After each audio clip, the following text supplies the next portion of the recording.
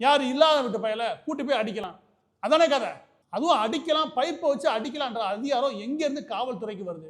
இதான் மூன்றாவது குற்றச்சாட்டு. எங்கேருந்து உங்களுக்கு யார் இந்த அதிகாரத்தை கொடுக்குறா? முதல் நீங்கள் யார்? சக மனிதனை அடிக்கிறதுக்கு நீங்கள் யார் ஃபஸ்ட்டு? அதாவது இல்லாதவனை கை வைக்கிறது, இருக்கிறவனை சலாம் போடுறது, அதானே கதை. நீங்கள் யோசிச்சு பாருங்க. ட்ரக் மாஃபியா அவனை கைது பண்ணானுங்க எங்கே? சென்னைக்குள்ளே. எவன் மீதாக கை வச்சிங்க, அழகாக குண்டாஸ்ல உட்கார வச்சிங்க, எவனா அடிச்சிங்க, பைப்புக்கு ஊற்றி போய் அடிச்சிங்க. இந்த லீலா பேக்ஸ் பக்கத்தில் நடிகளை வச்சு கூத்தடிச்சாங்க, அவங்களை கூப்பிட்டு வச்சு அடிச்சிங்க. ஏன் அவங்களாம் கை வைக்க முடியல? வேற யாரும் கிடையாது, நம்ம நடிகர் சூர்யா. அவர் எதுக்குப்பா சும்மா இருக்கிற ஒம்பளுக்குறீங்களா?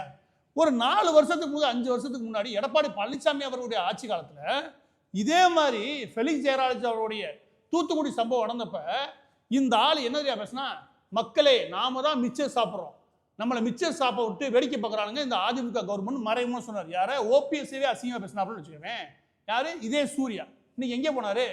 இங்கே எங்கே உட்காந்து மிச்சர் சாப்பிட்டுருக்கான்னு கேட்குறேன்.